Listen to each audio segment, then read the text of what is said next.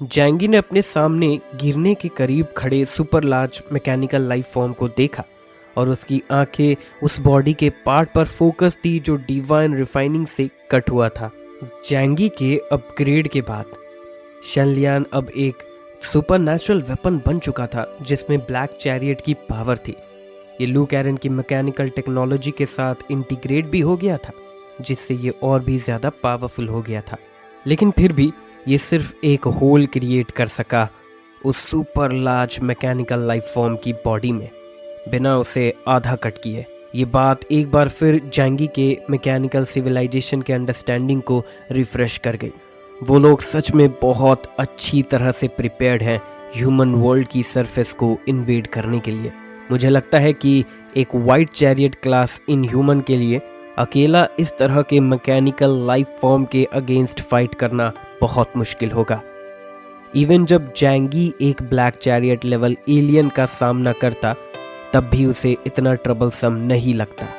आखिर अगर अपोनेंट एक लिविंग क्रिएचर होता तो उसकी बॉडी में इतना बड़ा कट होने के बाद वो सीरियसली इंजर्ड और डाइंग होता अगर डेड नहीं तो, या वर्स्ट केस में पैनिक में भाग जाता। लेकिन जो super large mechanical life form उसके सामने था वो अभी भी अपने ऑपरेशन मेंटेन कर रहा था और अपना फॉर्म स्टेबलाइज करने के बाद उसने डायरेक्टली जैंगी पर hundreds of laser beam fire किए। जैंगी मिड एयर में मोशनलेस खड़ा था। उसका portable intelligence system high speed पर रन कर रहा था और सारी कलेक्टेड इंफॉर्मेशन को इंटीग्रेट कर रहा था। वो रेज जैंगी के एलियन स्पेस में पेनिट्रेट कर गई बिना किसी फ्लक्चुएशन के। क्लियरली इस लेवल का अटैक पावर अभी भी जैंगी के डिफेंस को ब्रेक करने के लिए अनेबल था, लेकिन इंटेलिजेंस सिस्टम ने उसके एनर्जी लेवल का एनालिसिस प्रोवाइड किया। Super large mechanical life form के सामने के अटैक एनर्जी लेवल एनालिसिस के अकॉर्डिंग ये एक ब्लैक चैरियट लेवल म्यूटेंट के बराबर है जिसकी एबिलिटी इंडेक्स 23,000 पॉइंट्स है। इसकी फ्लेक्सिबिलिटी बहुत पुअर है जो उसके ओवरऑल इंडेक्स रेटिंग को वीकन करेगी, लेकिन इसका डिफेंस 25,000 पॉइंट्स के बराबर है और इसका अटैक स्ट्रेंथ 23,000 के बराबर है। जैंगी ने सर हिलाकर कहा, मैं समझ गया। Mechanical life forms carbon based life form से ज़्यादा डेंजरस होते हैं। उनमें रिस्क अवॉइड करने की अवेयरनेस नहीं होती, इसीलिए वो फाइट करते वक्त अपनी 100% स्ट्रेंथ देते हैं। इस वजह से वो ordinary black chariot level in human से भी ज़्यादा डेंजरस होते हैं। जैंगी भी जल्दी में नहीं था क्योंकि उसके पास एब्सोल्यूट डिफेंस था। वो अपनी लाइफ को एक मशीन के अगेंस्ट रिस्क नहीं करेगा। ये एक अपॉर्चुनिटी थी इस मैकेनिकल लाइफ फॉर्म के बारे में और ज़्यादा इंफॉर्मेशन इकट्ठा करने की, और वो चाहता था कि कंप्लीट मैकेनिकल बॉडी को मैक्सिमम प्रिजर्व करे ताकि लू कैरन उसे स्टडी कर सके। लेकिन उसी मोमेंट पर डैंग शेंगतोंग की तरफ से एक हेल्प की आवाज़ आई। हे कियोस, तुम वहाँ काम ख़त्म कर चुके हो क्या? हम यहाँ बहुत मुश्किल से होल्ड कर पा रहे हैं। जैंगी ने अपना फोरहेड फ्रॉन किया और आसमान से हर डायरेक्शन में देखा। फुइन फोर्स और तियानशन स्क्वाड के मेंबर्स जो डैंग शेंगतोंग के लीड में थे, उनकी टोटल स्ट्रेंथ लगभग 50 लोगों की थी। लेकिन जो मैकेनिकल लाइफ फॉर्म्स यहाँ अपेयर हुए थे उनका नंबर 50,000 से भी ज़्यादा था। एक ग्रुप ऑफ मशीन्स जो डेथ से बिल्कुल भी नहीं डरते थे और जिनसे फाइट करने के लिए कोई भी विलिंग नहीं होता। और सबसे बड़ी बात ये थी कि उनके बॉडीज पर डिफेंसिव फोर्स फील्ड्स लगे हुए थे जो सुपर पावर्स को रेजिस्ट कर सकते हैं। इवन डैंग शेंगतोंग भी तियानकेंग के एज पर जो हजारों किलोमीटर्स लंबा था एक फायर फाइटर की तरह रन नहीं कर पा रहा था। फॉर्चुनेटली फ्लावर और लियांग यू भी बैटलफील्ड पर थे, लेकिन बैटलफील्ड का एरिया बहुत ज़्यादा बड़ा था। तियानकेंग के वास्ट एरिया को सराउंड करते हुए जिसका डायमीटर हंड्रेड्स ऑफ किलोमीटर्स था, उनकी मोबिलिटी पूरे बैटलफील्ड को क्विकली सपोर्ट करने में अनेबल थी। इस मोमेंट पर लू कैरन की थोड़ी एक्साइटेड वॉइस जैंगी के कानों में सुनाई दी। भाई, मैं रिक्वेस्ट करती हूँ कि मुझे भी बैटल को ज्वाइन करने दो। जैंगी फेंटली स्माइल करते हुए बोला, मैं ओरिजिनली तुम्हें रिजर्व करना चाहता था और तुम्हें एक ट्रम्प कार्ड के रूप में यूज़ करना चाहता था जब वक्त आता, लेकिन मुझे उम्मीद नहीं था कि मुझे तुम्हें बैटल में भेजना पड़ेगा। जैसे ही मैं फ्रेमोंस में पैर रखूं। सिर्फ एक मैकेनिकल आर्मी ही इनफ था जैंगी की टीम को पूरी तरह से ऑल आउट करने के लिए, जो चीज उसने फ्रेमॉन्स आने से पहले कभी सोची भी नहीं थी। लू कैरन मू यान के शैडो स्पेस से अपीयर हुई। जैंगी ने धीरे से एक सिल्वर व्हाइट मेका जो स्नोई आउल नाम का था डायमेंशनल गेट से बाहर निकाला। उसका 5 metre tall body extremely beautiful था और स्नो और आइस में परफेक्टली हिडन हो सकता था। उसमें मल्टीपल स्टेल्थ फंक्शंस थे। रडार सिस्टम्स के डिटेक्शन से बचने के अलावा उसमें फिजिकल स्टेल्थ कैपेबिलिटीज भी थी। आइस और स्नो से कवर्ड इस वर्ल्ड में हाई स्पीड पर फ्लाई करते वक्त उसका एग्जिस्टेंस नेकेड आई से डिटेक्ट करना मुश्किल था। भले ही वो सिर्फ एक 5 मीटर टॉल मेका था, जैंगी ने उसे बिल्ड करने के लिए एक entire aircraft carrier battle group के मटेरियल इन्वेस्ट किए थे। ऑफ कोर्स ये सरफेस स्टील स्ट्रक्चर को रेफर नहीं करता, बल्कि इंपॉर्टेंट कोर मटेरियल्स को करता है। अगर वो बैटल में डैमेज हो जाता तो हर रिपेयर एक huge amount of money cost करती।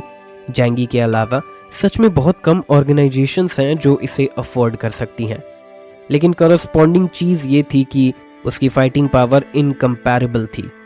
लू कैरन जो divine machine control ability possess करती है, उसे कंट्रोल कर सकती है और एक एपिसलोन लेवल इनह्यूमन के बराबर कॉम्बैट पावर एक्सर्ट कर सकती है। मेका के चेस्ट में कॉकपिट ओपन हुआ और लू कैरन उसमें एंटर हुई टाइट वाइट बैटल सूट पहने हुए, अपने हैंड्स को कंट्रोल कंसोल पर प्लेस करते हुए जिसमें थाउजेंड्स ऑफ ऑपरेटिंग डिवाइसेस थे। हैच धीरे से क्लोज हुआ और लू कैरन की एक्साइटेड आंखें ब्राइटली चमकने लगी। कॉकपिट ट्रांसपेरेंट हो गया। अब वो एक डल एनक्लोज्ड स्पेस जैसा फील नहीं होता था, बल्कि एक ऑल राउंड अनऑब्स्ट्रक्टेड व्यू था हर चीज का जो अराउंड थी। चलो काम शुरू करते हैं। Snowy owl. लू कैरन ने अपनी एबिलिटी एक्टिवेट की। उसके हाथ कंट्रोल कंसोल पर प्लेस थे और उसका पूरा बॉडी ऐसा लग रहा था जैसे वो मेका के साथ एक हो गया हो। स्नोई आउल ने हवा में एक सोनिक बूम क्रिएट किया और तुरंत मैकेनिकल आर्मी की तरफ रश कर गया जो डिस्टेंस में था। मेका के सेवरल लॉन्च बेस ओपन हुए और hundreds of micro missiles directly fire किए गए मैकेनिकल आर्मी के सबसे डेंसली पॉपुलेटेड एरिया पर। ये एक ट्रेडिशनल सेंस का मिसाइल नहीं है, क्योंकि जो एक्सप्लोजिव्स ये यूज करता है वो डायनामाइट नहीं होते, बल्कि युआन एलिमेंट से बने हाई एनर्जी एक्सप्लोजिव्स होते हैं। किसी भी माइक्रो मिसाइल की power dozens of Tomahawk missile के बराबर होती है। सिर्फ एक ही मूवमेंट में मिसाइल्स मैकेनिकल लीजन के बैटल ग्रुप में गिर गई। जैसे अर्थ के ऊपर फायर वर्क्स ब्लूम कर रहे हों, वायलेंट एक्सप्लोजन्स हर जगह ब्लूम कर रहे थे और आसमान से देखने पर यह सीन पर्टिकुलरली सुंदर लग रहा था। ये mass produced mechanical life forms बिल्कुल भी स्नोई आउल के बॉम्बार्डमेंट को झेल नहीं पाए। एक ब्लिंक ऑफ आई में hundreds of mechanical life forms completely destroy हो गए। ये शॉकिंग सीन देखकर वहां प्रेजेंट सब लोग हैरान हो गए, क्योंकि मेका का एग्जिस्टेंस एक सीक्रेट था। जैंगी ने शेल्टर के बाहर किसी को नहीं बताया था, इसीलिए वो लोग अपने आप को रोक नहीं पाए और आसमान की तरफ देखने लगे उस ह्यूज और फ्लेक्सिबल मेका को जो उड़ रहा था। वो एक निम्बल वाइट स्नोई आउल जैसा लग रहा था। मेका, क्या ये चीज सच में बनाई गई है? मेका का सबसे बड़ा एडवांटेज उसकी फ्लेक्सिबिलिटी है और उसके पास लैंड, सी और हवा में कॉम्बैट कैपेबिलिटीज है।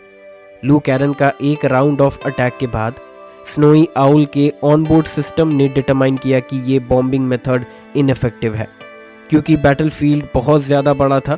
ऑनबोर्ड एम्यूनेशन पूरे बैटलफील्ड को कम्प्लीटली क्लियर करने के लिए इनफ नहीं था और मेटा मिसाइल्स की explosive power mechanical life form के डिफेंसिव फोर्स शील्ड से पर्टिकुलरली ऑफसेट हो जाती है।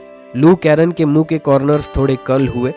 ये मशीनरी को लव करने वाली लड़की अपने आंखों में ग्रेजुअली एक क्रेजी लुक रिवील कर रही थी जब वो मेका ड्राइव कर रही थी। शेल्टर में इतने टाइम तक सिर्फ लॉजिस्टिकल वर्क करने के बाद मुझे फ्रंट लाइन पर फाइट करने का ऑलमोस्ट कोई चांस नहीं मिला था, लेकिन जो वॉयलेंट एस्थेटिक सीन उसके सामने था उसने सबका खून खौला दिया। ह्यूमन बीइंग्स ऐसे क्रिएचर्स होते हैं जिनके बोन्स में ही मारने की डिजायर होती है।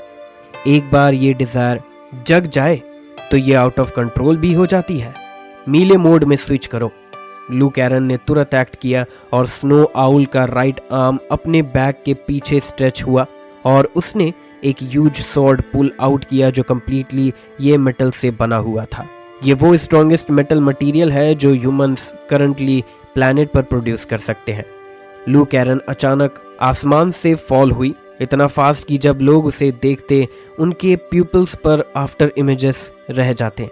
उसने स्वॉर्ड्स दोनों हाथों से होल्ड किया, एक जेट डिवाइस उसके पीछे से प्रॉल कर रहा था और उसके फीट के नीचे ट्रैक्स थे जो उसे कॉम्प्लेक्स टेरेन में स्टेबिलिटी मेंटेन करने देते थे। Hundreds of giant ostrich shaped robot उसके सामने टर्न हुए, लेकिन स्नोई आउल के कंपैरिजन में वो टर्टल्स की तरह स्लो लग रहे थे। मास प्रोड्यूस्ड मशीन की परफॉर्मेंस यहीं तक है, वो केयरफुली क्राफ्टेड स्नो आउल के कंपैरिजन में कैसे compete कर सकती हैं। लू कैरन ने स्नो आउल को कंट्रोल किया और डायरेक्टली एयरक्राफ्ट के ग्रुप में चार्ज कर गई। मास प्रोड्यूस्ड मशीन्स के बॉडीज जो हाई ग्रेड मेटल से बनी है वो एलियंस के अटैक से भी ब्रेक करना डिफिकल्ट था, लेकिन स्नो आउल के स्वॉर्ड के नीचे वो डायरेक्टली दो हाफ्स में स्प्लिट हो गई। जब क्रिएचर्स फाइट करते हैं तो यूजुअली उनके लिए अपनी 100% स्ट्रेंथ एक्सर्ट करना डिफिकल्ट होता है क्योंकि ब्रेन उन्हें लिमिट करता है ताकि एक्सेसिव एक्सर्शन और बॉडी डैमेज ना हो। लेकिन मैकास के पास ऐसी कोई कंसर्न नहीं होती। एनर्जी एक पावर कोर से प्रोवाइड होती है जो युआन एलिमेंट से बना होता है और पावर स्वॉर्ड तक ट्रांसमिट होती है कनेक्टिंग जॉइंट्स के थ्रू। जो पावर बर्स्ट होती है वो एक्सट्रीमली एस्टॉनिशिंग होती है। लेकिन इस कॉम्बैट मोड में एक फ्लॉ है जो ये है कि prolonged combat definitely damage accumulate करेगा, लेकिन वो एक रिपेयर का मैटर है जो बैटल के बाद होगा। लू कैरन का स्वॉर्ड एक्सट्रीमली शार्प था और उसकी स्पीड इतनी फास्ट थी कि उन मास प्रोड्यूस्ड मशीन्स के लिए उसे कैच करना डिफिकल्ट था। नहीं, सिर्फ वो मास प्रोड्यूस्ड मशीन्स ही नहीं बल्कि लियांग यू भी, जो फ्रंट बैटल पर एक नाइफ के साथ फाइट कर रही थी, अपने आंखें खोलकर हैरानी से देखने पर खुद को रोक नहीं पाई। जब उसने ये सीन देखा उसे ये भी फीलिंग आई कि अगर वो डायरेक्टली इस मेका मॉन्स्टर का सामना करे जो पावरफुल स्ट्रेंथ और सुपर हाई स्पीड पोजेस करता है तो शायद वो जीत नहीं पाएगी। लू कैरन के अराइवल के साथ उनका प्रेशर बहुत ज़्यादा रिलीव हो गया और लियांग यू अपोजिट डायरेक्शन में एक नाइफ के साथ रश कर गई। उसने अपना फाइटिंग मेथड जो सुपरनैचुरल पावर्स रिलीज करने का था अबैंडन कर दिया और ह्यूज मैकेनिकल लाइफ फॉर्म्स के बीच शटल करते हुए ड्रैगन रोर अपने हाथ में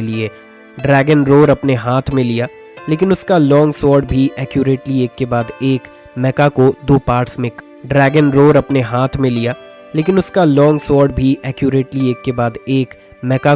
पार्ट्स में कट कर रहा था। रही बात जैंगी की, सुपर लार्ज मेका के साथ थोड़े फाइट करने के बाद उसने इस मैकेनिकल लाइफ फॉर्म के कैरेक्टरिस्टिक्स फिगर आउट कर लिए थे।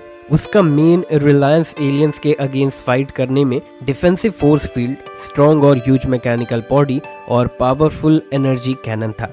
सबसे ट्रबलसम चीज उसका डिफेंसिव फोर्स फील्ड था, लेकिन ये फोर्स फील्ड एक्टिवली रिलीज करना पड़ता था और इसका पैरामीटर ये था कि वो एक फिक्स डायरेक्शन में एनर्जी अटैक्स डिटेक्ट करे। ये रियलाइज करने के बाद जैंगी ने अपना टाइम वेस्ट करना बंद कर दिया।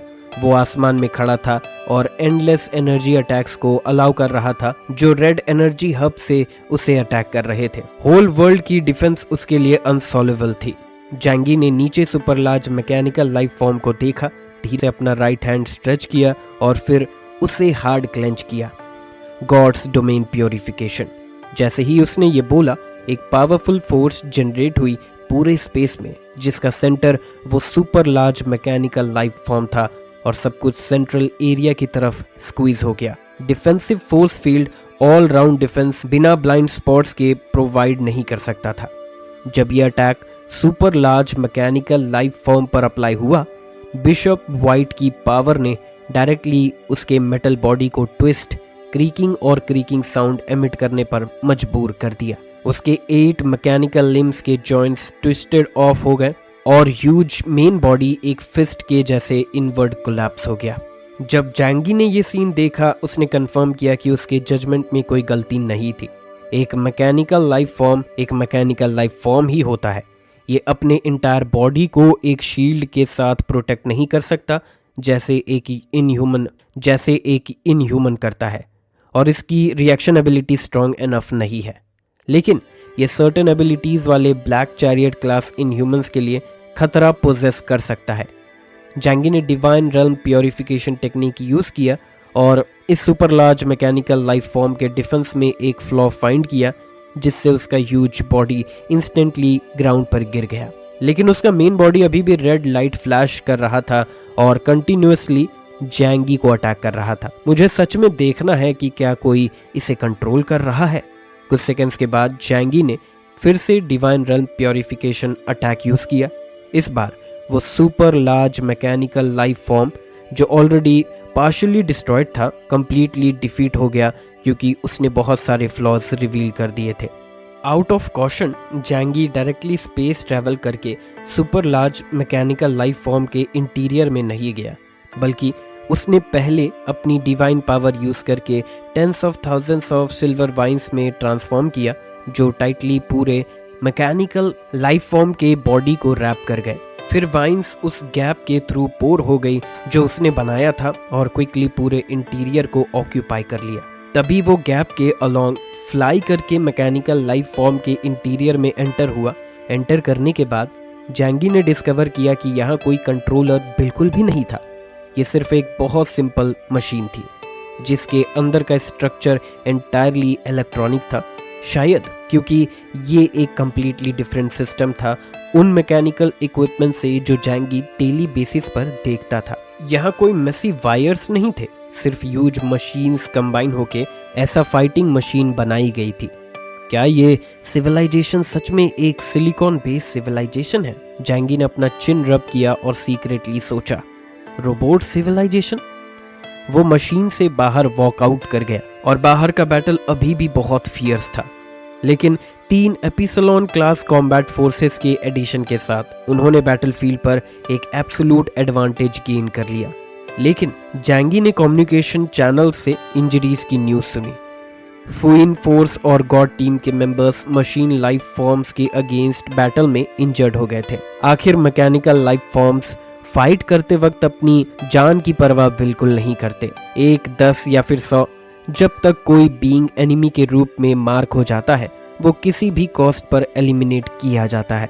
जैंगी super large mechanical life form के हेड पर खड़ा था और केयोटिक और टेरिफाइंग बैटलफील्ड को देख रहा था और उसके दिल में एक चिल खड़ी हो रही थी। ऐसे सिविलाइजेशन के सामने हम कैसे ह्यूमन फ्लैश और ब्लड के साथ फाइट करके जीत सकते हैं? अगर विक्ट्री मिल भी जाए तो शायद काउंटलेस कैजुअलिटीज होंगे। जैंगी हवा में सोर कर गया और उसके पीछे एक huge vortex of void appear हुआ जो क्विकली पूरे स्काई को फिल कर गया। सिटी के रूइंस कंप्लीटली शैडो में श्राउड हो गए और जैंगी ने अपने पाम्स नीचे करके ओपन किए। The stars are falling. Dark energy indiscriminately हर मैकेनिकल लाइफ फॉर्म की तरफ रेन स्टॉर्म की तरह गिर रहे थे। जैसे ही जैंगी ने मूव किया पूरे सिटी के ऊपर का स्काई इंस्टेंटली ब्लैक रेन से कवर हो गया। एक large amount of black rain fall हुई और डायरेक्टली उन मास प्रोड्यूस्ड एयरक्राफ्ट के डिफेंस फोर्स फील्ड को पेनिट्रेट कर गई, जिससे उनमें से मोस्ट डिस्ट्रॉय हो गए थे। लेकिन जैंगी ने उन सबको एक ही बार में कैच नहीं किया, बल्कि कुछ इंटैक्ट बॉडीज को पर्पसली छोड़ दिया। सिर्फ इसी तरह कंप्लीट ऑर्गेनिज्म को रिसर्च करने के लिए कैप्चर किया जा सकता है। बाकी सबको डील करने के लिए दूसरों को छोड़ दिया गया। बैलीचंकिंग और बाकी ने रिमेनिंग रोबोट्स को क्लीन अप करने के लिए हार्ड वर्क किया। लेकिन अगर पूरे इंटैक्ट चीज़ को कैप्चर करना हो तो एक एपिसलोन लेवल इन ह्यूमन की हेल्प के साथ ये काफ़ी आसान होता। लू कैरन अपने मेका में जैंगी के पास फ्लाई करके एक्साइटेडली बोली, ब्रदर तुमने देखा मैंने अभी क्या किया? उसकी वॉइस एक्साइटमेंट और ट्रेम्बलिंग से फुल थी। जैंगी ने स्माइल किया और नॉड किया, हाँ मैंने देखा कैरन, तुमने बहुत अच्छा काम किया। एक्चुअली वो super large mechanical life form को डील करने में बिजी था, लेकिन एक क्विक ग्लांस में उसने स्नोई आउल की पावरफुल फाइटिंग एबिलिटी भी देख ली। बस ये कहना ही काफ़ी है कि एक huge amount of supplies waste नहीं हुए। लू कैरन ने खुशी से बोला, मैंने तुम्हें कहा था इस बार मैं तुम्हें डेफिनेटली एक ह्यूज सरप्राइज दूंगी। वेल बस वेट करो, मैं फ्यूचर में मेका को और भी अपग्रेड करूंगी और ऑपरेशन की डिफ़िकल्टी को रिड्यूस करने की ट्राई करूंगी। उस वक्त एक मेका आर्मी बिल्ड करना पॉसिबल होगा। जैंगी के फोरहेड पर कुछ ब्लैक लाइंस अपीयर हो गई। ये चीज़ बहुत ज़्यादा रिसोर्सेस कंज्यूम करती थी और हर रिपेयर का कॉस्ट एक्सट्रीमली हाई होता था। अगर इसके 10 या 8 और होते तो उन्हें मेंटेन करना उसके पास जो सप्लाईज थी उनके साथ डिफ़िकल्ट होता। जब तक टेक्नोलॉजी लीप और बाउंस में इम्प्रूव ना हो जाए, जैंगी कभी एग्री नहीं करेगा। लेकिन लू कैरन का अटेंशन जल्द ही उस लार्ज मैकेनिकल लाइफ फॉर्म की तरफ अट्रैक्ट हो गया जो उसके पास पड़ा हुआ था। वो धीरे से फ्लाई करके उस जाइगेंटिक मॉन्स्टर को स्काई से देखने लगी। उसकी आंखें शौक में बड़ी हो गई थी और वो शांति से उसे एडमायर करने लगी, जैसे वो एक इनकम्पैरेबल मास्टरपीस को अप्रिशिएट कर रही हो। जैंगी ने कहा, इस चीज़ को वापस ले जाओ और केयरफुली स्टडी करो। इसमें बहुत हाई टेक्नोलॉजिकल कंटेंट है। इसमें बहुत हाई टेक्नोलॉजिकल कंटेंट है और इसका combat power black chariot level aliens के बराबर है। अगर हम इसकी टेक्नोलॉजी को समझ पाए। जैंगी के माइंड में एक बहुत ब्यूटीफुल पिक्चर अपीयर हुई। शायद वो भी इस तरह की मैकेनिकल आर्मी बिल्ड कर सके जो उसके बिहाफ में फाइट करे। उस वक्त रिमोट कंट्रोल ही एनफ होगा, तो फिर उसे अब जैसे मौत तक की फाइट करने की ज़रूरत क्यों होगी।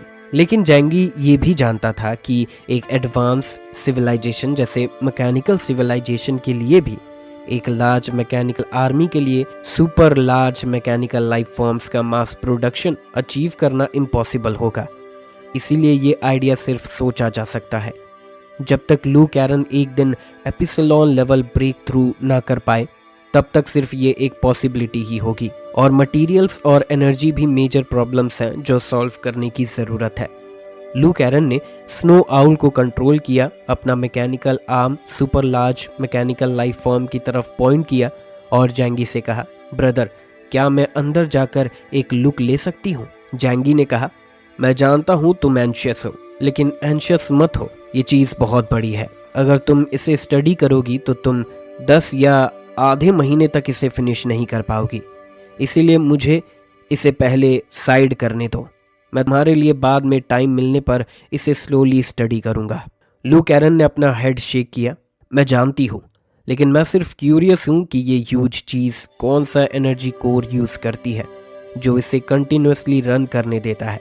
Human energy technology past 100 years में कोई मेजर ब्रेक थ्रू नहीं लाई है। ये या तो फ्यूल इंजन्स होते हैं या बैटरीज। लेकिन चाहे तुम कितना भी सोचो, ये दोनों चीज़ें इतनी बड़ी चीज़ को फ्लेक्सिबली ऑपरेट करने के लिए पॉसिबल नहीं है। इस पर जैंगी ने कहा, मैं जानता हूँ, ये आफ्टर ऑल एक एडवांस सिविलाइजेशन है। इसके पास ज़रूर और एडवांस टेक्नोलॉजी होगी। फिर लू कैरन ने जैंगी से कहा, यह ज़्यादा टाइम नहीं लेगा। मैं जल्दी से इसका एनर्जी हब फाइंड कर सकती हूँ। Snow owl super large mechanical life form के सामने सस्पेंडेड था। उसकी आंखों के पोजीशन से suddenly 2 red rays shoot out हुई, जो टॉप से लेकर super large mechanical life form के हेड के नीचे तक मूव हुई और क्विकली एक फुल बॉडी स्कैन कंप्लीट कर दिया। एक structural diagram super large mechanical life form का लू कैरन के सामने अपीयर हुआ। मैंने ढूंढ लिया, ये लोकेशन पर होना चाहिए। लू कैरन बोलते हुए अपने मेका में फ्लाई करके अंदर चली गई। जैंगी ने कंफर्म किया कि अंदर कोई डेंजर नहीं है, तो उसने उसे अंदर जाकर इन्वेस्टिगेट करने को अलाउ कर दिया। लेकिन इस मोमेंट पर उसने एक स्ट्रेंज गेज फील की जो उस पर फॉल हो रही थी और वो अपने आप को नीचे देखने से रोक नहीं पाया। लिंग अपने आर्म्स में एक वेपन होल्ड किए हुए थी जो वाइट क्लॉथ में रैप था और उसे एक पर्टिकुलरली स्ट्रेंज लुक के साथ देख रही थी। जैंगी का हर्ट मूव हुआ और वो इंस्टेंटली ग्राउंड पर फॉल करके लिंग के सामने आ गया। उसने लिंग को स्टेयर किया। उसकी आंखों में एक डार्क लाइट थी। तुम अभी भी जिंदा हो, तुम काफी स्ट्रांग लग रही हो। ऑर्डिनरी सर्वे टीम मेंबर्स के लिए ऐसे मैकेनिकल लाइफ फॉर्म को डील करना डिफिकल्ट होता। आखिर टारगेट को किल करने के लिए वो अपने डिस्ट्रक्शन की परवाह नहीं करता। सिर्फ वो एलियंस जिनके पास 9000 पॉइंट से ज्यादा होते हैं वो कॉन्फिडेंटली उनमें से सेवरल को डील कर सकते हैं। लेकिन अगर एक टाइम पर डजन से ज्यादा मास प्रोड्यूस्ड मशीन्स यूज किए जाए तो इवन कैप्टन लेवल म्यूटेंट्स को अपना सब कुछ देना पड़ता है। तो शुरू से ही बैली चैंकिंग और दूसरों ने काफी एम्बैरेसिंग मैनर में फाइट किया है। लेकिन लिंग के बॉडी पर कोई इंजरीज नहीं थी जो जैंगी के सस्पिशन को अरोज कर गई। तुम हमें यहाँ ले आई और मैकेनिकल सिविलाइजेशन का लीजन अपीयर हो गया। क्या तुम एक डबल एजेंट हो? जैंगी ने स्माइल के साथ कहा, लेकिन उसकी आंखें लिंग की आंखों पर बिना वार्मथ के स्टेयर कर रही थी। लिंग ने अपने फेस पर फियर का लुक के साथ 2 स्टेप बैक लिए, अपने हैंड्स वेव करते हुए बोली, ये एक कंप्लीट एक्सीडेंट है। वो आयरन मशीन्स हमेशा एलूसिव होते हैं। जब फ्रेमॉन्स की मोस्ट एडवांस टेक्नोलॉजी उनके वेयरअबाउट्स रिवील नहीं कर सकती तो मैं कैसे जानती? जैंगी थोड़ा फ्रॉन करता है। वो स्ट्रेंजर्स पर शक करने का आदत रखता है, लेकिन जो ये लड़की कह रही थी वो भी सेंस बनाता था। लेकिन अगर लिंग मैकेनिकल सिविलाइजेशन की स्पाई हो, बिल्कुल उन अंडरकवर एजेंट्स की तरह जो वुलवान एम्पायर से वाक्शु स्टेट में छुप रहे थे, जैंगी मैकेनिकल सिविलाइजेशन को समझता नहीं था और ना ही जानता था कि उसमें कार्बन बेस्ड लाइफ फॉर्म्स होते हैं या नहीं, लेकिन वो कभी रिस्क नहीं लेगा। शिनचन, आओ और मुझे हेल्प करो इसे चेक करने में। जैंगी के पाँव के नीचे शैडो स्लोली अनफोल्ड हुई और यांग शिनशिन लिंग के सामने शैडो से अपीयर हुई। लिंग ने अपनी ब्राइट आंखें खोली। तुम मेरे साथ क्या करने वाले हो? मैं सिर्फ एक गाइड हूँ। उसका एक्सप्रेशन अचानक बदल गया और उसने जैंगी से प्लीडिंग टोन में कहा, लॉर्ड कियोस, तुम हुआक्शु कंट्री के सबसे पावरफुल इंसान हो। तुम मुझे सिर्फ एक फॉल्स एक्यूजेशन के लिए मार नहीं सकते। जैंगी ने स्नेयर करते हुए बोला, मैं तुम्हें मार नहीं रहा हूँ, मैं सिर्फ तुमसे कुछ सवाल पूछूंगा जिसका तुम ओबीडेंटली मुझे जवाब दोगी। जैसे ही उसने बोला, उसके हाथों की डिवाइन पावर चेन्स में टर्न हो गई जो उसके बॉडी को टाइटली रैप कर गई। यांग शिनशिन के पीछे एक 6 विंग्ड एंजल इमर्ज हुआ। भले ही यांग शिनशिन ने अपने सुपर पावर्स डेलिबरेटली इंप्रूव नहीं किए थे, जैंगी के अरेंजमेंट के अंदर एंटायर शेल्टर के हर सुपर पावर का इंडेक्स इंप्रूव हो गया था। मेन रीजन ये था कि युवांशी वेन्स बहुत ज्यादा थे और कल्टीवेटेड सेंटीपीड को बिना कंजम्पशन कंसिडर किए यूज किया जा सकता था। और आजकल उसकी एबिलिटी ऑब्वियसली इंप्रूव हो गई थी क्योंकि 6 विंग्ड एंजल एक रियल पर्सन जैसा लग रहा था। हे, मुझे एरो शूट मत करो, मैं मर जाऊंगी। जब लिंग ने 6 विंग्ड एंजल को अपना एरो बो ड्रॉ करते हुए और अपने हेड पर एरो एम करते हुए देखा तो वो इतनी डर गई कि डेस्परेटली स्ट्रगल करने लगी, लेकिन वो जैंगी के चेन से टाइटली टाइट थी। इसीलिए उसका स्ट्रगल बहुत फनी लग रहा था, जैसे एक फिश जो ऑक्सीजन के शॉर्टेज में हो। यांग शिनशिन ने उसकी नॉनसेंस को इग्नोर किया और डायरेक्टली एक एरो शूट कर दिया। रेड एरो उसके फोरहेड को पियर्स कर गया और लिंग की आंखें इंस्टेंटली चेंज हो गई, जेंटल और रिस्पेक्टफुल हो गई यांग शिनशिन के लिए। मुझे बताओ, तुम हमें यहाँ क्यों ले आए? क्या किसी ने तुम्हें ऐसा करने को कहा था? लिंग ने कहा, मेरे बॉस और बिग बॉस, वो जो मेरे सामने है, और वो सिल्वर हेयर्ड हैंडसम गाय जो थोड़ा दूर है, उन्होंने मुझे तुम्हें यहाँ लाने को कहा। मेरा पर्पस सिर्फ कमीशंस अर्न करना है और फिर एक ऐसी लाइफ जीना है जिसमें मैं बस खाती रहूं और हर दिन वेट करती हूं मरने के लिए। जैंगी ने लिंग को स्टेयर किया और डीप वॉइस में पूछा, क्या तुम हमसे कोई सीक्रेट हाइड कर रही हो? लिंग साइलेंस में गिर गई। ऐसा लग रहा था जैसे वो सोच रही हो और उसका फेस थोड़ा अगली हो गया, लेकिन जल्द ही उसने क्वेश्चन का आंसर दिया। मुझे लगता है केओस बहुत हैंडसम और पावरफुल है। अगर मैं इस आदमी के साथ सेक्स कर पाती तो ग्रेट होता। जैसे ही उसने ये कहा, उसने सीक्रेटली जैंगी की तरफ ग्लांस किया। उसके चीक्स ब्लश कर रहे थे। मुझे लगा था कि अनएक्सपेक्टेड गेन्स होंगे, लेकिन मुझे उम्मीद नहीं थी कि मैं ओवर थिंकिंग कर रहा था, जैंगी सोचता है। लेकिन एक और पर्सपेक्टिव से देखा जाए तो क्या ये भी अनएक्सपेक्टेड गेन नहीं है? लेकिन ये मीनिंगलेस नहीं था क्योंकि वो अपने फ्यूचर से कॉशियस था और ऐसा करके वो फ्रेमॉन्स में अपने गाइड के साथ कोई प्रॉब्लम अवॉइड कर सकता था।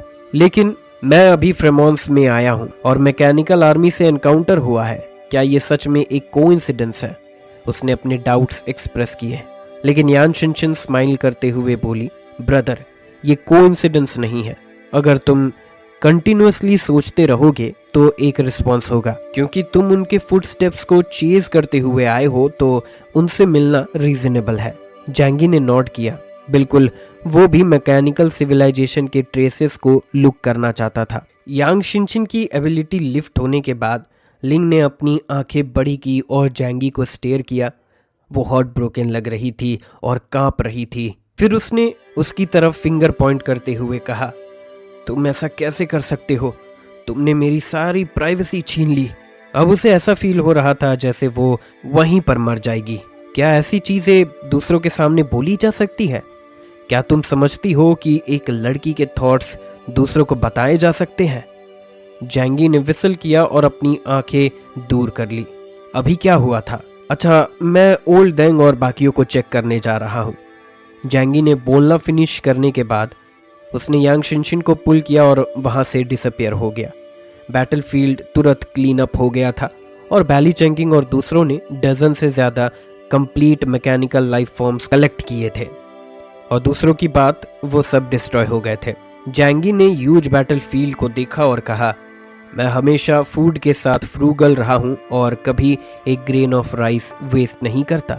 जैसे ही उसने ये बोला, उसने बैटलफील्ड पर सब कुछ डिस्क्रेडिटेड मैकेनिकल लाइफ फॉर्म्स को कलेक्ट करना स्टार्ट कर दिया। डैंग शंगतोंग एक स्ट्रेंज लुक के साथ उसके पास वॉक करके आया और जैंगी के स्लीव्स पुल की। बॉस, तुम हुआक्शु कंट्री के स्ट्रॉन्गेस्ट आदमियों में से एक हो। अगर तुम ऐसा करते हो तो दूसरे सोचेंगे कि हम रैग कलेक्टर्स हैं। जैंगी ने उसकी तरफ अपनी आंखें रोल की और बोला, तुम्हें क्या पता, अगर हम इन चीज़ों को कलेक्ट करते हैं तो हम रिपेयर के बाद के मैकेनिकल आर्मी बिल्ड कर सकते हैं। अगर ये स्क्रैप्ड हो तो इन्हें मेल्ट करके मेटल बनाया जा सकता है जो एक्सीलेंट मटेरियल्स होंगे। जब उसने super large mechanical life forms के अगेंस्ट फाइट किया था, तब उसने ऑलरेडी फील किया था कि इन मशीन्स के मटेरियल्स एक्सट्रीमली स्ट्रॉन्ग है। भले ही ये ई मेटल के बराबर नहीं है, लेकिन ये क्वांटिटी में जीत जाता है। डैंग शंगतोंग ने शाय किया, तभी सोचूं तुम ग्रेट थिंग्स अचीव कर सकते हो।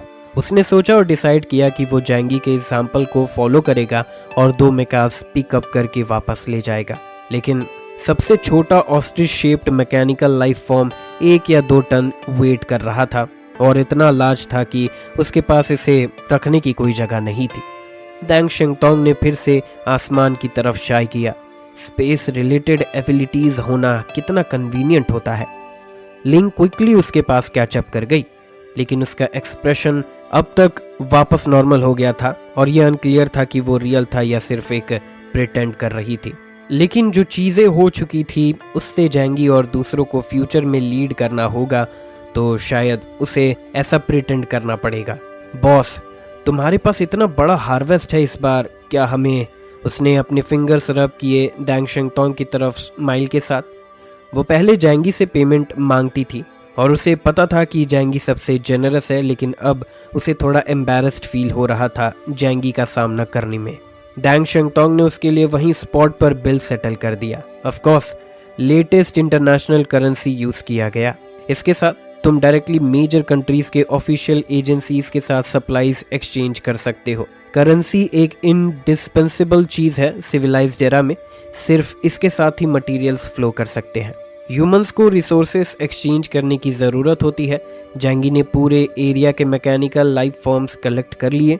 आज ये सिटी ऐसी लग रही थी जैसे उसने कभी मैकेनिकल सिविलाइजेशन का इन्वेजन एक्सपीरियंस ही नहीं किया हो। रूइंस और बीच में एक बड़ा पिट के अलावा कुछ भी नहीं था। इस मोमेंट पर लू कैरन ने जैंगी को एक मैसेज भेजा। उसका टोन एक्सट्रीमली एक्साइटेड था। भाई, मैंने फाइंड कर लिया, मैंने इसे ढूंढ लिया, जल्दी यहाँ आओ। तुमने क्या ढूंढ लिया? जैंगी सबकॉन्शियसली फैनजिन के फादर इन लॉ में ट्रांसफॉर्म होना चाहता था, लेकिन फिर भी वो क्विकली वहां गया। डैंग शंगतोंग और बाकी भी क्लोजली उसके साथ फॉलो करते हैं। सब लोग super large mechanical life form के रिमेन्स पर आए। लू कैरन का मेका एक ह्यूज क्रैक पर रुका हुआ था। वो वहां खड़ी थी और जैंगी की तरफ एक्साइटेडली वेव कर रही थी। फिर वो अपने मेका के कॉकपिट में स्टेप करके जैंगी और बाकियों की तरफ फ्लाई कर गई। जैंगी और उसके कंपेनियंस क्लियरली देख पाए कि स्नो आउल के 2 मैकेनिकल आर्म्स एक ह्यूज फ्लाई कर गई। जैंगी और उसके कंपेनियंस क्लियरली देख पाए कि स्नो आउल के 2 मैकेनिकल आर्म्स एक ह्यूज पॉलीहेड्रन होल्ड कर रहे थे। उसका होल बॉडी डार्क सिल्वर था, लेकिन उसमें बहुत सारे रूबी लाइक क्रिस्टल्स इनलेड थे। वो एक मेटालिक लस्टर के साथ स्पार्कल कर रहा था। थोड़ा मिस्टीरियस लग रहा था और cyber punk sense of technology से फुल था। क्या ये super large mechanical life form का कोर है? जैंगी ने गेस किया कि ये क्या था। लू कैरन जैंगी के पास आई और स्नो आउल का मैकेनिकल आर्म पॉलीहेड्रन को जैंगी की तरफ पुश कर रहा था, जैसे एक ट्रेजर प्रेजेंट कर रहा हो। ब्रदर, इसे देखो, ये सिंपली आर्ट है, मैकेनिक्स के फील्ड में एक मिरेकल। जैंगी आर्ट को समझता नहीं था, लेकिन वो फील कर पा रहा था कि ये regular polyhedron extremely powerful energy contain करता है। जैंगी ने अपना हैंड एक्सटेंड करके इसे टच किया और सेंस करने के बाद उसने एक चीज़ कंफर्म की। मैकेनिकल सिविलाइजेशन के मैकेनिकल लाइफ फॉर्म्स सच में सिर्फ हाई लेवल रोबोट्स हैं, ना कि नए प्रोडक्ट्स जो एलियन फ्लैश और ब्लड को मशीन के साथ फ्यूज करके बनाया गया हो। क्या इस चीज़ का एनर्जी कोर एलियन के ओरिजिन से कम्प्लीटली डिफरेंट था? एनर्जी कोर सिर्फ 1 मीटर डायमीटर का था और super large mechanical life form के ह्यूज साइज के कंपैरिजन में ये थोड़ा पिटाइट लग रहा था। जैंगी इसे फिगर आउट नहीं कर पा रहा था। ये इतना सीमलेस था कि इसमें कोई मैकेनिकल ट्रेसेस भी नहीं था। इवन अगर तुम स्मार्ट डिवाइस यूज़ करके जूम इन करके इसे व्यू करो तो तुम्हें पॉलिशिंग की कोई साइन नहीं मिलती, जैसे ये नेचुरली बॉर्न हुआ हो। कोई नहीं जानता कि कोर किस मेटल से बना है, लेकिन उस मटेरियल की टफनेस मेटल से भी ज़्यादा है। जैंगी ने इसे काफ़ी देर तक देखा और कहा, चलो इस चीज़ को केयरफुली स्टडी करते हैं। लू कैरन मेका से जंप आउट हुई, एनर्जी कोर को बर्निंग आंखों के साथ स्टेयर करते हुए बोली, मुझे करने दो भाई। उसने अपने हाथ एनर्जी कोर पर प्लेस किए और divine machine control ability activate होने लगी। ये एबिलिटी उसे अलाउ करती है कि वो मैटर के स्ट्रक्चर को समझ सके, एनालाइज कर सके और इवन उसके प्रॉपर्टीज़ को चेंज कर सके। थियोरेटिकली वो कुछ भी रेप्लिकेट कर सकती है जो कुछ वो टच करती है। लू कैरन का बॉडी सुपरनैचुरल लाइट से ग्लो करने लगा। तुरंत ही उसने अपनी आंखें ओपन की और एनर्जी कोर को और ज़्यादा एक्साइटमेंट के साथ देखा। इसमें कंटेन्ड एनर्जी बहुत ज़्यादा रिच है ब्रदर। अगर हम इस टेक्नोलॉजी को डिसाइफर कर पाएँ तो हमारी इंडस्ट्रियल टेक्नोलॉजी बहुत ज़्यादा डेवलप हो जाएगी। उसने एनर्जी कोर की तरफ पॉइंट करके जैंगी से कहा, स्पेशली ये रेड एनर्जी बॉडी, ये युआन से भी ज़्यादा एडवांस्ड एनर्जी है। सेम यूनिट के अंदर इससे रिलीज्ड एनर्जी युआनशी से 1000 टाइम्स ज़्यादा है। जैंगी ने सोचा और प्रॉब्लम का क्रूक्स रियलाइज़ किया। मतलब हम एनर्जी सप्लाई इक्विपमेंट का साइज रिड्यूस कर सकते हैं या फिर एक कार को रॉकेट की पावर दे सकते हैं। लू कैरन ने नॉड किया। ये सिर्फ उसके बेनिफिट्स में से एक है। एक्चुअली हम इसकी टेक्नोलॉजी को फुल्ली मास्टर कर पाएँ तो हमारे गेन्स अनइमेजिनेबल होंगे। उसने ह्यूज एनर्जी कोर को एक ट्रेजर की तरह देखा। इसकी वैल्यू एक सैक्रिफिशियल स्पिरिट से भी ग्रेटर है। जैंगी ने अपने अराउंड के लोगों की तरफ ग्लांस किया। दैंग शेंगतोंग की गॉड स्क्वाड और लिंग उसके लोग नहीं थे, लेकिन जल्द ही जैंगी ने उनसे सीक्रेट रखने का आइडिया गिव अप कर दिया, क्योंकि मैकेनिकल सिविलाइजेशन का इन्वेजन ऑलरेडी फ्रेमोन्स की लैंड पर फुल स्विंग में था। सभी जानते हैं कि इस तरह का मैकेनिकल लाइफ फॉर्म एक हायर लेवल सिविलाइजेशन के द्वारा क्रिएट किया गया है और एडवांस साइंस और टेक्नोलॉजी कंटेन करता है। वो चाहे हाइड करना चाहता भी तो भी छुपा नहीं सकता। ये अंडरग्राउंड सिविलाइजेशन के साथ कांटेक्ट करने के ग्रेट बेनिफिट्स में से एक है।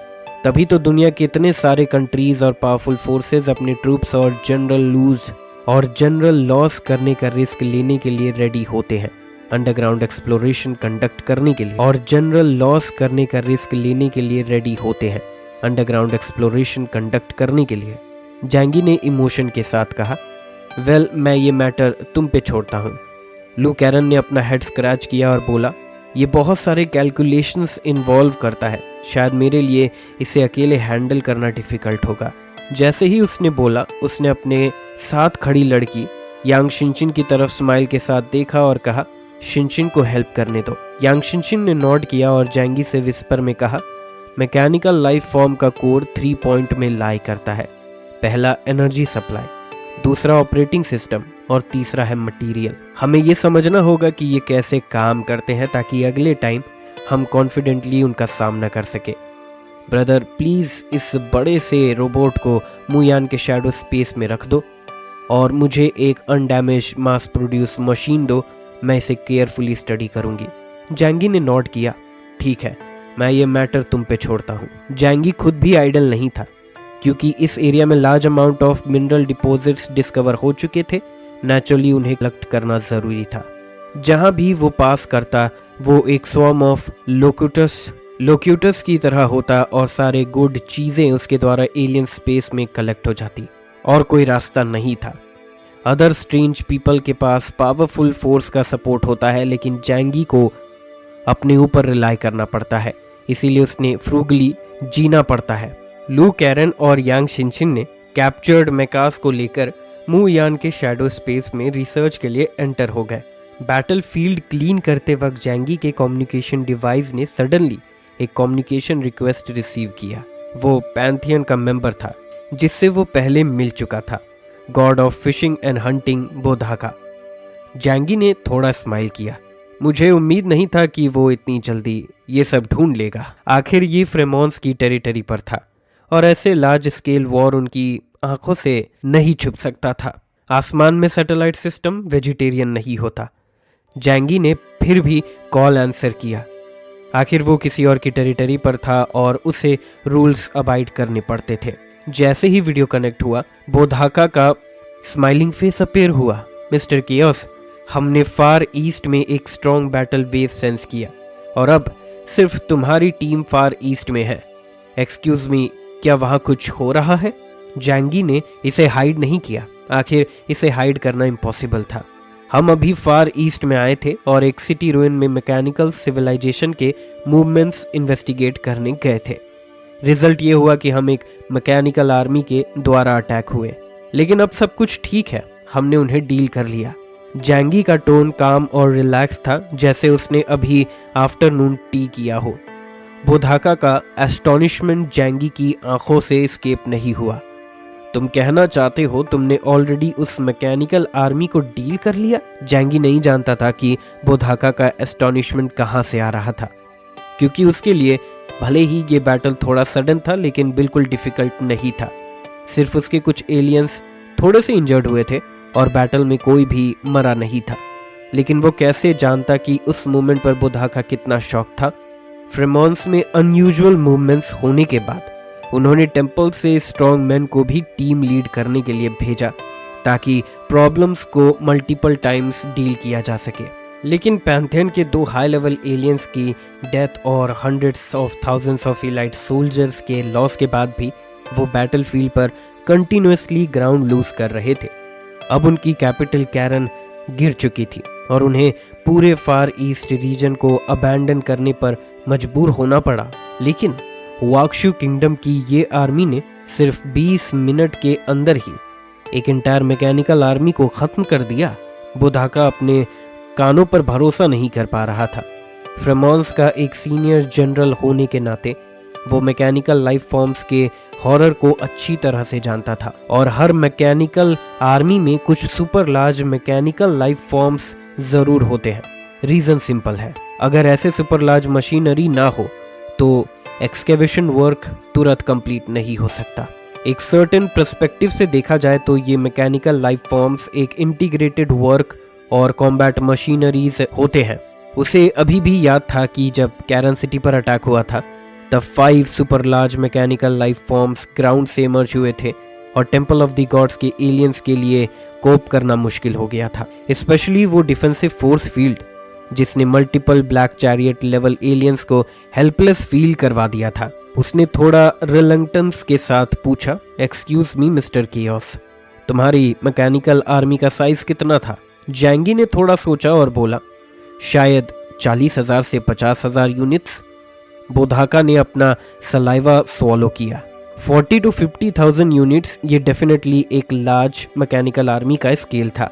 फिर क्या तुमने कभी ऐसा मैकेनिकल लाइफ फॉर्म एनकाउंटर किया है जो एक्सट्रीमली लार्ज हो और एक टॉल बिल्डिंग के बराबर हो? जैंगी ने नोट किया। मैंने एक एनकाउंटर किया था, लेकिन मैंने उसे मार दिया। जब बोधाका ने यह सुना उसकी आंखों में एक अनयूजुअल लाइट फ्लैश हुई, उसका थ्रोट मूव हुआ और उसके फेस का एक्सप्रेशन फ्लैटरिंग बन गया। जब जैंगी ने उसका एक्सप्रेशन देखा उसे अनकंफर्टेबल फील हुआ। श्योर इनफ बोधाका स्माइल करते हुए बोला, मिस्टर केयोस, फ्रेमोन्स के एक फ्रेंड के रूप में तुम्हारी असिस्टेंस के लिए बहुत बहुत शुक्रिया। तुमने एक बहुत बड़ा काम किया है। सभी फ्रेमोन्स कम्युनिटी के बिहाफ पर मैं तुम्हें अपना सिंसियरेस्ट ग्रैटिट्यूड एक्सप्रेस करता हूँ। बैटल के बाद तुम और तुम्हारी टीम थक गई होंगी। प्लीज जल्दी से एक जगह ढूंढकर आराम कीजिए। बैटलफील्ड की टेंशन मत लीजिए, मैं तुरंत किसी को भेजूंगा इसे क्लीन करने के लिए। तुम्हें ऐसे ट्रिवियल मैटर के लिए कोई दिक्कत उठाने की ज़रूरत नहीं है।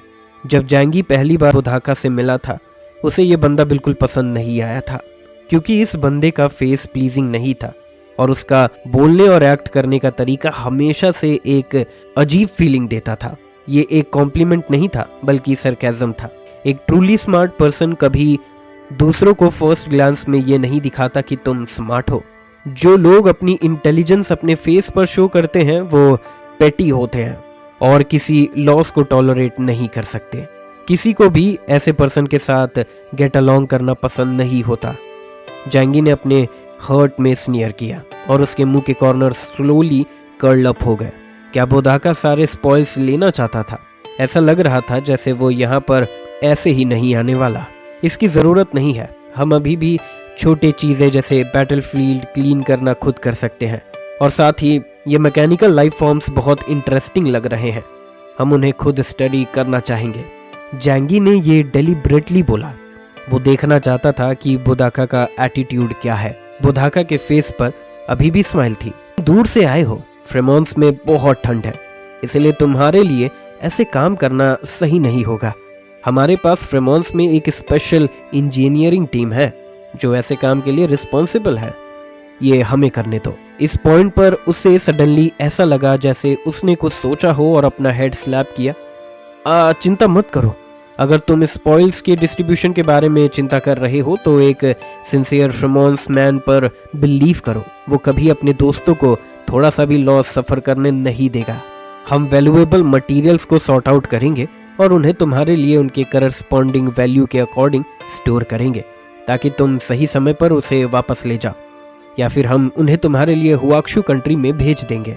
बोधाका के फेस पर एक सिंसियर स्माइल थी, जबकि जैंगी ने अपनी आंखें थोड़ी नैरो की। माय डियर फ्रेंड, मुझे तुम्हारी सिंसियरिटी पर बहुत ज़्यादा भरोसा है, लेकिन जैंगी ने कैमरा अराउंड शो किया और फिर बोधाका ने पूरे सिटी के रूइंस देखे।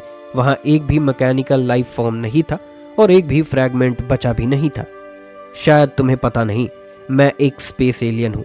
ये सच है कि हमारे पास ज़्यादा लोग नहीं हैं और बिट बाय बिट क्लीन करना थोड़ा मुश्किल होता है, इसलिए मैंने सारे स्पॉइल्स तुरंत ही रख लिए। बोधाका जैंगी की एबिलिटी से अवेयर नहीं था, लेकिन जब उसने खाली बैटलफील्ड देखा उसे बहुत बुरा लगा। फ्रेमोन्स एक वेल्दी कंट्री नहीं है।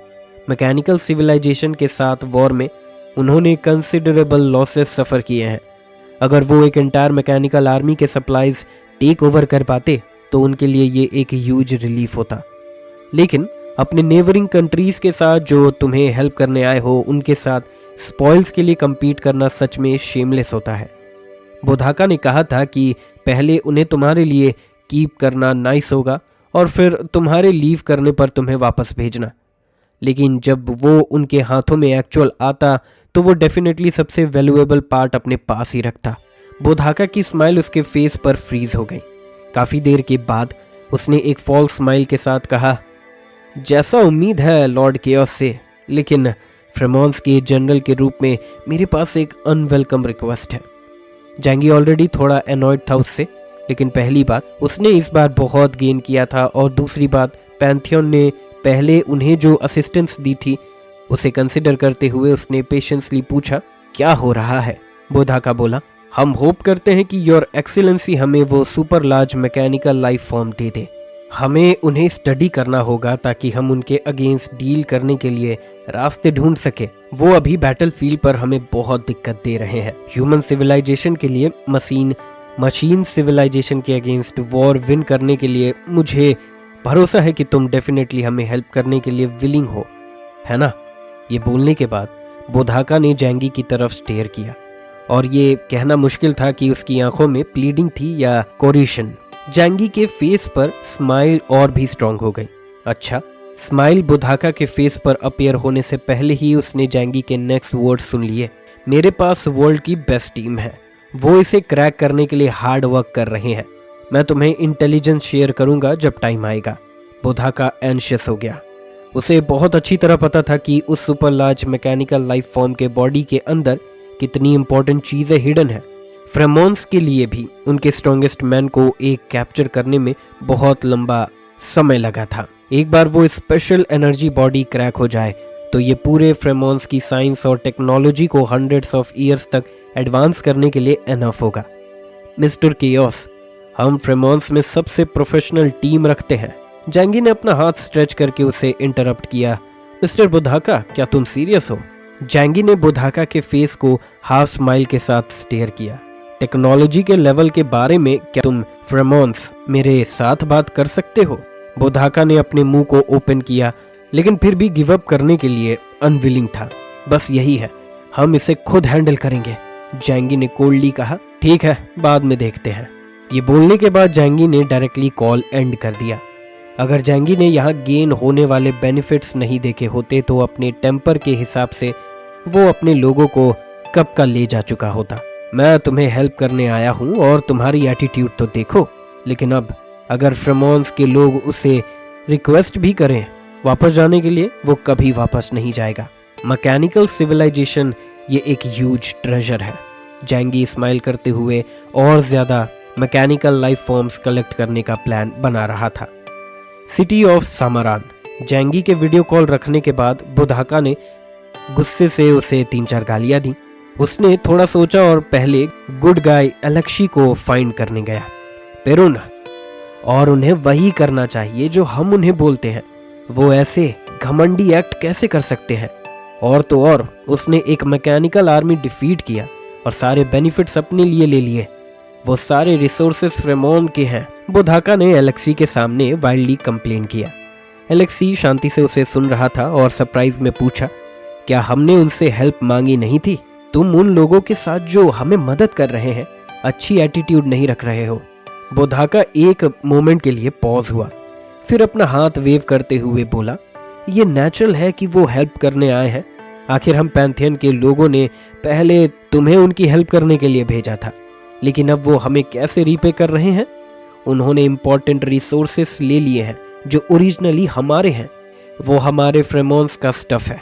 अगर उन्होंने ऑनेस्टली हमें क्लीन अप करने दिया होता तो मैं उसे एक पोर्शन दे सकता था, लेकिन अब वो सब अपने लिए ले रहा है। एलेक्सी बेसिकली समझ गया कि बुधाका क्या कहना चाहता था। उसने अपना हेड शेक किया। तुम्हें लगता है कि मैकेनिकल सिविलाइजेशन फ्रेमोन्स से बिलोंग करती है? ये बहुत घमंडी है। तुम्हें समझना चाहिए कि वो कितने खतरनाक हैं। अगर नहीं तो हमें कैरन सिटी से सामारान सिटी तक भागना नहीं पड़ता। केओस के पास उन्हें अकेले डिफीट करने की एबिलिटी है, तो नेचुरली उसके लिए स्पॉइल्स लेना सही है। आखिर ऐसे करने से हमें करंट प्रेशर से थोड़ा आराम भी मिलेगा। जब बुधाका ने सुना कि एलेक्सी अभी भी जैंगी के लिए स्टैंड ले रहा है, उसका बॉडी गुस्से से कांपने लगा। लेकिन उसे पता था कि ये एलेक्सी का कैरेक्टर है, एक ऑनेस्ट मैन। बुधाका कोल्डली स्नॉट करते हुए बोला, हम उन्हें ऐसे ही नहीं छोड़ सकते, नहीं तो वो फ्रेमोन्स की लैंड पर कंटिन्यूअसली उन रिसोर्सेस को ऑक्यूपाई करते रहेंगे। हमें उन्हें रोकने का एक तरीका ढूंढना होगा। बुधाका के फेस पर एक सिनिस्टर लुक अपीयर हुआ। एलेक्सी, जो एक ऑनेस्ट मैन था, अब और बियर नहीं कर पाया। वो चलकर आया और अपना बड़ा हेयरी हैंड बुधाका के शोल्डर पर रखा। बुधाका, अब इमोशनल होने का टाइम नहीं है। हम एक बहुत बड़ा क्राइसिस फेस कर रहे हैं और हमें हुआक्शु कंट्री की मदद की जरूरत है। बुधाका टर्न हुआ और एलेक्सी को स्टेयर करते हुए वर्ड बाय वर्ड पूछा, क्या तुम सोचते हो कि मैं उन्हें पर्पसली टारगेट कर रहा हूं अपने पर्सनल फीलिंग्स की वजह से? नहीं, ये केस नहीं है। उसने एलेक्सी का हाथ हटाया, टर्न हुआ, अपने हैंड्स अपने बैक के पीछे रखे और विंडो के बाहर आसमान को देखा। केओस बहुत पावरफुल है, इतना पावरफुल कि ये मुझे डरा देता है। जिस तरीके से ये जा रहा है वो फ्रेमोन्स की लैंड पर बहुत ज्यादा ऑक्यूपाई करने वाले हैं। जब भी हम एक मेजर क्राइसिस एनकाउंटर करते हैं वो हमेशा विड्रॉ कर सकता है। तुम्हें समझना होगा कि एक पावरफुल नेबर होना एक बहुत डेंजरस चीज है। हम बस वाक्शु किंगडम को कंटिन्यूअसली स्ट्रॉन्गर होते हुए देख नहीं सकते, वो ऑलरेडी बहुत पावरफुल है और लास्ट वॉर वुलवान एम्पायर के साथ होने के बाद वो और भी पावरफुल बनेंगे। ये हमारे लिए अच्छी न्यूज़ नहीं है।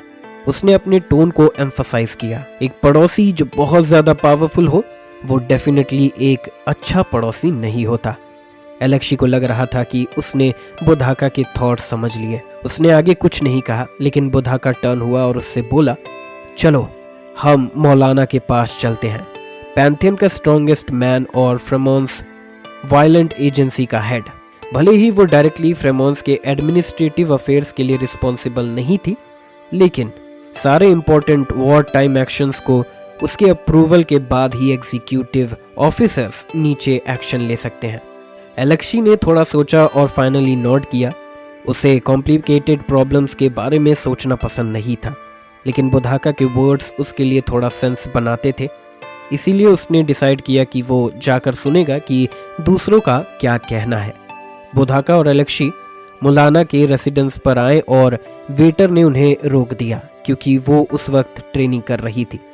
उस वक्त किसी को डिस्टर्ब करने की परमिशन नहीं थी। दोनों ओबीडेंटली बाहर 2 घंटे वेट करते रहे। फिर वेटर ने उन्हें बताया कि वो ऑडियंस के लिए अंदर जा सकते हैं। मौलाना एक कोल्ड वुमन थी, बिल्कुल उसके नाम के जैसे। जब वो स्टैंड करती थी वो टॉल होती थी, लगभग 1.8 मीटर्स। उसका फेस एक नाइफ के जैसे शार्प था। उसकी चिन आइस के जैसे वाइट थी और उसकी आइस ब्लू आइज एक बोन चिलिंग कोल्डनेस रिवील करती थी। उसने अभी ट्रेनिंग फिनिश की थी और एक ब्लैक टाइट ट्रेनिंग सूट पहना था। उसका बॉडी एक चीता के जैसे स्ट्रॉन्ग और टाइट था। एक इमेजिन कर सकता था कि उस एजाइल फिगर में कितनी एक्सप्लोसिव पावर कंटेंट थी। बुधाका आया और मौलाना को बताया कि आज क्या हुआ। मौलाना की आंखों में अभी भी आइस जैसी कोल्डनेस थी और कोई नहीं बता सकता था कि वो क्या सोच रही थी। उसने उस तरह का एक super large mechanical life form capture किया था और उसे इंपॉर्टेंट मैकेनिकल कंपोनेंट्स ऑब्टेन किए थे। भले ही वो अभी उसके सीक्रेट्स डिसाइफर करने में अनेबल थे, लेकिन उसके कोर एनर्जी रिएक्शन से जो पार्शियल इंटेलिजेंस डिस्कवर हुई थी वो उनके रिसर्च डिपार्टमेंट के लिए एनफ थी सरप्राइज होने के लिए। मौलाना ने बुधाका को कामली देखा। अब हमें आउटसाइड वर्ल्ड से हेल्प की ज़रूरत है। कियोस बहुत पावरफुल है, उसकी हेल्प के साथ हमें मैकेनिकल सिविलाइजेशन के अगेंस्ट फाइट करने में और ज़्यादा कॉन्फिडेंस मिलेगा, तो हमें अभी उनके साथ कन्फ्लिक्ट्स नहीं करने चाहिए। फिर बुधाका बोला, तुम सही हो, हम डायरेक्टली उनके साथ कन्फ्लिक्ट नहीं कर सकते अभी, लेकिन उन्हें फार ईस्ट में हंट करते देखना इसकी जगह कि वो सामारान सिटी आए हेल्प करने, ये हमारे कंट्री के इंटरेस्ट के लिए कंड्यूसिव नहीं है। मौलाना ने अपने हैंड्स क्रॉस किए। उसके लॉन्ग बोनी पाम्स उसके चिन को सपोर्ट कर रहे थे। वो पॉलिटिकल स्टफ्स में अच्छी नहीं थी, इसीलिए उसने ऑफिशियल बुधाका से पूछा, तुम्हारे पास क्या गुड सजेशंस हैं? कैसे हम फ्रेमोन्स के इंटरेस्ट को मैक्सिमाइज कर सकते हैं बिना कियोस को गुस्सा दिलाए? बुधाका के फेस पर एक कॉन्फिडेंट स्माइल अपीयर हुआ। वाक्शु कंट्री में एक फ्रेज है जो है जैकल्स को ड्राइव अवे करना टाइगर्स का यूज करके। मैं अपने नेबरिंग कंट्री को डिस्क्राइब करना नहीं चाहता जिनके साथ हमारी गुड रिलेशन है, लेकिन ये फ्रेज बहुत एप्रोप्रिएट है। ये सच है कि फ्रेमोन्स के लिए मैकेनिकल सिविलाइजेशन को अकेले डील करना डिफिकल्ट है, इसीलिए हमें अदर पावरफुल कंट्रीज और इंटरनेशनल ऑर्गेनाइजेशंस को जल्दी से फ्रेमोन्स में बुलाना होगा। उसका टोन थोड़ा सीरियस हो गया। हम इस क्राइसिस का एक्सटेंट नहीं बता सकते। अभी मशीन सिविलाइजेशन का मेन गोल हमें डिस्ट्रॉय करना नहीं है, लेकिन कोई गारंटी नहीं दे सकता कि फ्यूचर में क्या होगा। अगर एक वॉर उनके और ह्यूमंस के बीच ब्रेकआउट होता है तो बेस्ट होगा कि हम रिस्क को शेयर करें। अगर ऐसा ना भी हो, हम फिर भी कियोस को चेक करने के लिए उन्हें यूज कर सकते हैं। उस वक्त फ्रेमोन्स के होस्ट के रूप में हम सबसे ज्यादा बेनिफिट गेन करेंगे जब वो एक दूसरे को चेक और बैलेंस करेंगे। इस टाइम पर एलेक्सी ने कहा, हमने उन्हें एक लेटर भेजा है हेल्प के लिए, लेकिन अब तक सिर्फ वाक्शु कंट्री सबसे पहले आई है। बाकी कंट्री और ऑर्गेनाइजेशन ने अभी कोई एक्शन नहीं लिया है। बुधाका के फेस पर एक डीप स्माइल अपीयर हुई। वो वेट और वॉच कर रहे हैं, लेकिन गेस करो, अगर मैं ये न्यूज़ रिवील करूं कि केओस ने यहाँ मैकेनिकल सिविलाइजेशन के large number of energy course obtain किए हैं और थोड़ा आर्टिस्टिक प्रोसेसिंग करूं, तो क्या उनका ग्रीड नहीं बढ़ेगा? काफ़ी देर तक सोचने के बाद मुराना ने बुधाका से कहा, वेल, चलो तुम्हारी विश के अकॉर्डिंग करते हैं। जैंगी ने बैटल फील्ड क्लीन करने में थोड़ा टाइम स्पेंड किया। मैकेनिकल लाइफ फॉर्म्स कलेक्ट करने के अलावा उसने अंडरग्राउंड एरिया के सारे मिनरल्स बिना किसी हेजिटेशन के कलेक्ट किए। इस बार उसने एक ह्यूज रिवॉर्ड रीप किया। नेक्स्ट रूट के लिए उसने फिर लिंक से हेल्प मांगी चूज करने के लिए। मैंने ऑलरेडी उन लोगों की स्ट्रेंथ को फिगर आउट कर लिया है, तो मुझे उस एरिया में ले जाओ जहां वो एक्टिव है। लिंग ने जैंगी की तरफ ग्लांस किया और मीनिंगफुली स्माइल किया। क्या तुम डेंजर एनकाउंटर से डरते नहीं हो? वेल, मेरा मतलब है कि वो ह्यूमनॉइड क्रिएचर्स, उनसे पहले मिलना कोई बैड चीज़ नहीं है, जैंगी कामली बोला।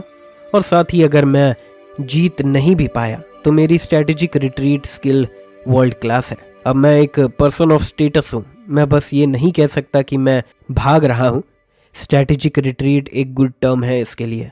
लिंक की क्रिस्टल क्लियर आइज में एक हिंट ऑफ स्माइल फ्लैश हुई, लेकिन उसके डीपर आइज में एक अंडर करंट सर्च कर रहा था। मैं ऐसी चीज़ें गारंटी नहीं कर सकती। उसने अपने हाथ खोले और लाउडली बोला, ये सिर्फ एक कोइंसिडेंस था कि मैं उनसे इस टाइम मिली।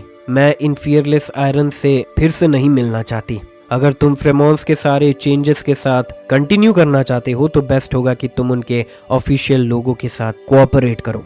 जैंगी ने अपना नोज टच किया और बोला, प्रॉब्लम यह है कि वो हमारे एक्शंस को कंट्रोल करना चाहते हैं, लेकिन मैं नहीं चाहता। लिंग ने जैंगी की तरफ देखा। तो तुम्हारा मतलब है कि उनके ट्रैक्स को फॉलो करके क्लूज फाइंड करना है ना? जैंगी ने नोट किया। हाँ, यही मेरा प्लान है। मैं ये जानना चाहता हूँ कि वो कॉन्स्टेंटली वेरियस एरियाज को डिस्ट्रॉय करके और डीप होल्स डिग करके क्या ढूंढ रहे हैं। जैंगी और उसकी टीम फिर स्नोमोबिल्स में बैठ गए और कॉनवे नेक्स्ट डेस्टिनेशन की तरफ हेड कर गया। भले ही उनकी एक्वेंटेंस शॉर्ट टाइम की थी, लिंक का एटीट्यूड ग्रेजुअली और ज़्यादा आउटरेजियस होता जा रहा था। सिर्फ ड्राइवर सीट पर बैठकर अपने वाइट सॉक्स वाले फीट से कार स्टीयर करना ही नहीं, उसने अपने हाथ अपने हेड के पीछे रखे और जैंगी के अफेयर्स के बारे में पूछना स्टार्ट कर दिया। हे हुआक्शू कंट्री के लेजेंड, मुझे अपनी स्टोरी बताओ। भले ही मैं अब्रॉड रही हूँ, मैं हमेशा तुम्हारे बारे में लेजेंड सुन सकती हूँ। उसने जैंगी की तरफ मिस्टीरियसली देखा। उसकी आंखों में गॉसिप भरा पड़ा था। मैंने सुना है कि तुम बाइसेक्सुअल हो और तुम्हारे पास एक ह्यूज हारम है। ब्यूटीफुल औरतों के अलावा तुम्हारे सामने बहुत सारे नैन लियांग भी होते हैं। क्या ये सच है? जैंगी ऑलमोस्ट ब्लड वॉमिट करने वाला था। ये एक रूमर है। तुमने ये कहाँ से सुना? जैंगी ने लिंग को फियर्सली क्लियर किया। लिंग ने अपना स्मार्ट डिवाइस ऑन किया और एक ई बुक डिस्प्ले किया। तुम्हें ये जानना होगा कि ह्यूमंस हमेशा स्पिरिचुअल कंफर्ट की ज़रूरत फील करते हैं। ये book domineering chaos forced love और ये एब्सिटेंस केओस फियर्स लव दोनों स्ट्रीमिंग मीडिया पर बहुत पॉपुलर नॉवेल्स हैं। वेल, लगता है कि ये रिवरसाउथ डोमेन की फीमेल राइटर की तरफ से है। जैंगी के फोरहेड पर एक ब्लैक लाइन अपीयर हुई, लेकिन अचानक उसने ब्लिजर्ड सिटी के रूमर्स और उन लड़कियों और यंग लेडीज़ की फैनेटिकल लव के बारे में सोचा जो उसके लिए थी, और रफली समझ गया कि क्या हुआ था। ये एक प्योर रूमर है। जैंगी नहीं जानता था कि कोई फैटिशू के लेजेंड को उसके साथ क्यों एट्रीब्यूट करेगा। एक्चुअली मैं एक सिंगल माइंडेड मैन हूँ, जैंगी बहुत सीरियसली बोलता है। ये वर्ड्स बोलने के बाद लियांग यू और फ्लावर जो कार के बैक में बैठे थे साइडवेज उसकी तरफ लुक करने लगे। जैंगी बहुत फ्रैंक लग रहा था। उसने बिल्कुल भी झूठ नहीं बोला। वो सच में लॉयल था और सिर्फ खूबसूरत औरतों को ही लाइक करता था। ये सुनने के बाद लिंग स्केप्टिकल लग रही थी, लेकिन फिर भी साइलेंटली नोट्स ले रही थी। जैंगी थोड़ा अनईजी फील करने लगा और पूछा, तुम क्या कर रही हो? लिंग सीरियसली नोट्स लेते हुए बिना देखे उसे रिप्लाई देती है, तुम्हारे वर्ड्स लिख रही हूँ और उन्हें उन लेडीज़ और गर्ल्स को सेल करूँगी जो तुम में इंटरेस्टेड है। तुम्हें बहुत पैसा मिलेगा। जैंगी एक मोमेंट के लिए स्पीचलेस हो गया और फिर बोला, तुम ये चीज़ स्प्रेड कर सकती हो जैसे तुम चाहो, लेकिन याद रखना मेरी पर्सनल प्राइवेसी बिल्कुल लीक नहीं होनी चाहिए। उसका एक्सप्रेशन बहुत सीरियस था। अगर लिंग सच में ऐसा करने की हिम्मत करती तो वो उसके साथ जोक नहीं करता। लिंग स्माइल करते हुए बोली, चिंता मत करो, मुझे पता है क्या हो रहा है। तुम मेरे बिग बॉस हो और वो आदमी जो हुआक्शु कंट्री अफोर्ड नहीं कर सकता ऑफेंड करना। मुझे पता है क्या बोलना है और क्या नहीं बोलना है। जैंगी लिंग के नॉनसेंसिकल बिहेवियर को केयर करने के लिए टू लेजी था। आखिर गॉसिप हर जगह उड़ ही जाती है और इसे रोकना इम्पॉसिबल है। जब तक तुम्हारी इंपॉर्टेंट इन्फॉर्मेशन लीक नहीं होती, बाकी सब चीज़ें डील करने के लिए आसान है। इस टाइम पर जैंगी को एक न्यूज़ रिसीव हुआ। उसने अपना कम्युनिकेशन डिवाइस ऑन किया और देखा कि बुधाका उसे एक कम्युनिकेशन ग्रुप में ऐड कर चुका है। जैंगी ने ग्रुप के मेंबर्स को देखा। उसे मोस्ट नेम्स फेमिलियर थे। वो या तो एक्वेंटेसेस थे जिसे वो पहले भी मिल चुका था, या फिर दुनिया के टॉप टैलेंट्स थे जिनके बारे में उसने सुना था। भारत के 8 ट्राइब्स में से 3 कोड नेम्स थे, जैसे इंद्रा, अशुरा और गरुड़ा। गाव चेंगकोंग भी यहाँ है। जैंगी ने अपने आईब्रोज रेस किए। उसका रिलेशनशिप गाव चेंगकोंग के साथ बहुत डेलिकेट था। उनके कन्फ्लिक्ट्स भी हुए थे और कोऑपरेशन भी, लेकिन स्ट्रिक्टली स्पीकिंग वो एनिमीज नहीं थे और दोस्त भी नहीं थे। वो बंदा हमेशा ब्लिजर्ड सिटी के हाई लेवल ग्रुप जिसका हेड जूजंग था उससे मारना चाहता था, लेकिन जैंगी वो बंदा था जिससे वो डरता था और डेयर नहीं करता था एक्शन लेने के लिए। जैंगी ने सोचा, अगर उसे पता होता कि जूजंग ने अपना खुद का हाई लेवल म्यूटेंट ट्रेन किया है तो शायद उसका रिवेंज का आइडिया वेवर हो जाता, है ना। जैंगी को ग्रुप ज्वाइन करते देखकर गाओ चेंगकोंग इमीडिएटली उसे प्राइवेटली ग्रीट करने लगा। केओस, तुम एक्सपेक्टेड के अकॉर्डिंग यहाँ हो। जैंगी ने कामली रिस्पॉन्ड किया बिना कोई एंथुजियाज्म के। गरुड़ा ने कहा, मुझे गलत मत समझना, मेरे पास तुम्हारे लिए कोई बुरी सोच नहीं है। मैं सिर्फ ये सोचता हूँ कि एक ओल्ड फ्रेंड से मिलना यहाँ ग्रेट लक है। केओस ने रिप्लाई दिया, तुम्हें पता नहीं कि मैंने भारत में क्या किया। मैं 8 ट्राइब्स में से 2 को मार चुका हूँ। तुम मुझे हेट करते हो, है ना। गरुड़ा रिप्लाई करता है, ऐसा कैसे हो सकता है, बल्कि मुझे तुम्हें थैंक करना चाहिए। उनकी डेथ्स की वजह से भारत में मेरी इंपॉर्टेंस और भी बढ़ गई है। फिर केओस ने रिप्लाई दिया, उन चीज़ों का मेरे साथ कोई लेना देना नहीं है, लेकिन मैं तुम्हें वार्न करना चाहता हूँ, मुझसे दूर रहना। फिर गरुड़ा ने रिप्लाई दिया, तुम अभी भी पहले की तरह कॉशियस हो। चिंता मत करो, मैं तुम्हारा दुश्मन नहीं हूँ और फ्यूचर में हमारे पास कोऑपरेट करने का